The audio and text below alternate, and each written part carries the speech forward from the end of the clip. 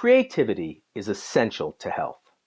Now, when I was a beginning assistant professor, I never thought I would say that line in assigning a project.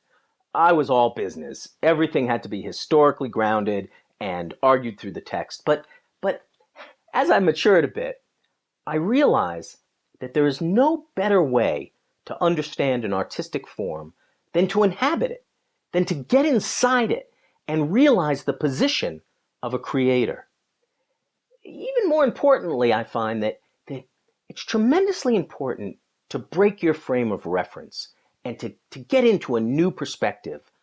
Whatever you do, it's important to try something different, to try something that the only goal of it is creative exercise. I think that way you can open up your problem solving abilities, your task management, whatever things you need to do to get you through the day, even your patience and your quality of thought.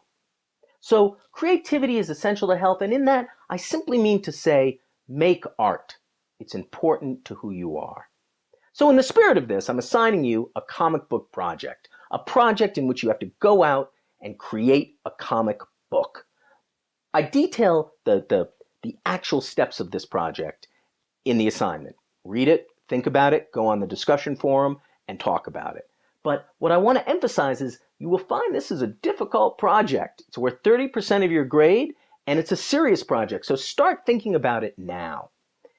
In the spirit of that, in the spirit of thinking about what you're going to do, I have 5 tips for making good comics. I'm going to read these off and give a little color commentary on each tip, but take them for what they're worth.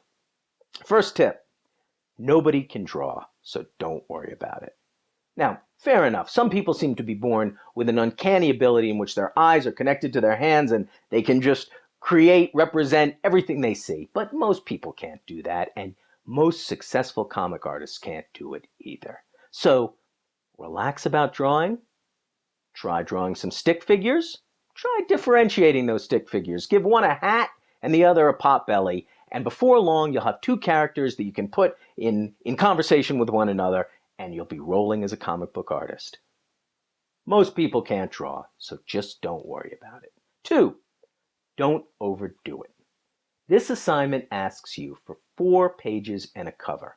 So you're not going to have time to develop an epic, to tell of a mythological society, one empire of brilliant thinkers and another savage race that attempts to destroy them. You're going to have trouble evolving that over 4 pages, so keep it simple.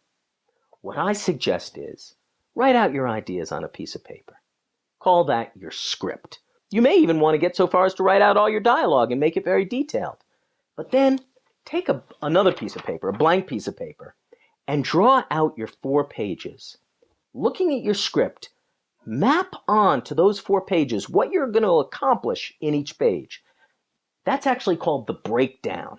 And what you need to do as you're figuring out those pages is you're going to need to figure out not just where the beats of the story fall, the beginning, the middle, the end, but you're also going to need to figure out what is the tension behind each page. I think as you do that, as you map out those 4 pages, you're going to realize 4 pages is not a lot of time to tell a story, so don't overdo it. Keep it simple. If you can have one good turn in the plot, that's probably enough. Many people will surprise me and tell an epic adventure of a mythological kingdom, and good for them. But for most of us, don't overdo it. Third point, remember, the basic page is a grid of 3 panels by 3 panels, nicely separated by gutters. This is important. When that blank page is facing you, it can be rather intimidating. So just break it down into a grid. Figure out what action occurs in each element of the grid. That might even help you get rid of the grid entirely and make a wonderful splash page of action. But that's great. But the grid will help you balance out that page. It'll help you understand what you're doing in the surface of the page. With that, I want to emphasize the importance of the gutter. The gutter, Scott McCloud told us, is where the reader creates closure between one action and another. The gutter is where the reader's imagination breathes. The gutter is also the place where time is established. Where time is established in that little space, and the number of gutters separating those panels helps the reader understand the progress of time. So don't neglect that gutter. A lot goes on between panels, and if you just butt your panels up against one another, your reader's not going to have a lot of time to think about what's going on and to play with your fiction. Point 4, sketch your drawing in pencil.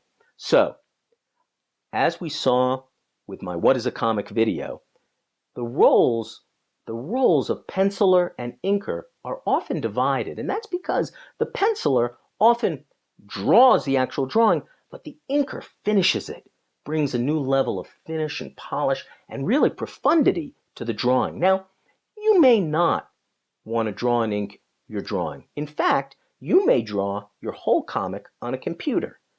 But what I want to suggest to you here is there are levels of finish. Start penciling, maybe arranging photographs.